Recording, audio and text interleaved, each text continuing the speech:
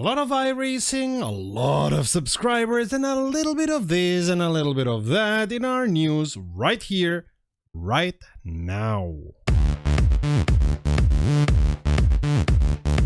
Greetings from me, you're watching Rum, the channel sharing the joy of sim racing and a regular news roundup, our weekly sim racing news. Thanks to all those who come here often, especially those who subscribe, and even more, our patrons. My name is Serta and I will be your host for this video, and a special thanks go to our subscribers because we've cracked the 10,000 subscribers. Yay! To celebrate, we're doing a big Wreckfest celebration stream on the 24th of August, 2000 CET, and you are all invited to watch and to race against us, and to crash, of course. Thank you to all those who, with their kind words, their ideas, their patronage, and with every comment, have walked this journey with us. And we're already planning the next big thing, because of course we some special treats for the Sim Racing Expo and much more, but all in due time. For now, we open the champagne bottle and enjoy ourselves. 24th of August, 2000 CET. Save the date. Ubisoft completely delisting The Crew, leaving its players without any change to play it, is an example that hits quite near home for all of us who love racing games. But it is of course not the only example where gamers have been left outside of the games they paid for. If you live in the EU, there is a citizens' initiative that wants to change that. Stop Killing Games has 1 year to collect 1 million signatures from EU citizens so that it's seriously discussed within the EU to become law. The two main goals of the initiative are to get codified into EU law that video games remain in a working state when support ends, and that games require no connections to the publisher after support ends. How companies do that is up to them. The initiative has already collected about a quarter of the needed signatures. If you live in the EU, what are you waiting for? Links in the description of this video, and pass the link to anybody you know that would be interested in this topic. Still no big news coming from Reza, but the small but not unimportant news that Alpine cars will be appearing in Automobilista 2 more often, and it will start with the Alpine A424 LMDh, which will be delivered within the Endurance Car Pack Part 2, which will come together with the 1.6, which as for now has no delivery date, which is as well as we know how Reza would treat a delivery date, which is why they don't announce them anymore. Rennsport will be coming to Steam soon and can already be added to your wishlist.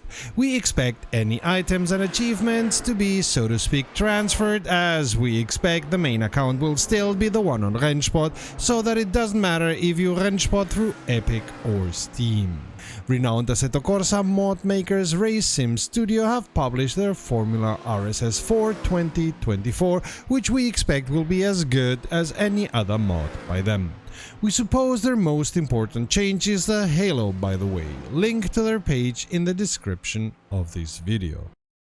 SCS have released the 1.51 version of their truck sims as open beta for you all to test and give them your opinion, as well as telling them if and where they have bugs of any kind. It brings an extension of their dynamic loading and unloading, which as far as I can see is just a fancy way to say there is going to be animations showing how stuff like grain or even potatoes goes on and off the trailer. It will also have the fancy new title screen we talked about last week, see the link up there, and specifically for American Truck Simulator, it will bring the middle section of the Interstate 44 through Oklahoma City. The Texas DLC will have the vegetation updated so as to be botanically and geographically correct by having loblolly pines showing in Texas. Also, there's more custom city intros in Oregon. Moving on, there is now the possibility to add a flow below aero kit to different trucks in the game, but SCS are fuzzy in their communication, so we don't know if this will help you save fuel in game or if it will be only a cosmetic. In the menu, and that goes for both games, there is now a search bar which helps you better find content within it. While we are waiting for Automobilista 2's development update, iRacing published their August 2024 update, and from the looks of it, they are putting the money from their customers to good work. The next iteration of iRacing will bring Cadwell Park, and it may bring a complete rebuild of Spa, but the devs are not sure yet if they will have it finished in time for Season 4. With regards to cars, iRacing will release the BMW M4 GT4 Evo into the wild, which will replace the existing F82 BMW as well as the McLaren 720S GT3 Evo. A new class is coming to iRacing, and that's the Mini Stock, a rookie-level closed wheeler for oval racing. Added to that content, some new features and bug fixes come to Season 4, starting with spotty rain, which means a more unpredictable setting for weather changes, as rain may start or not, and when it starts, it's not clear how long it will take. Keeping with wet and rainy conditions, the TCR class as well as the Clios and the Ford FR500S will get rain tires. Learning from the tricks some people used in the past, the replay screen during qualifying will show all the cars, so unsportsmanly behavior can be seen by anyone, anytime.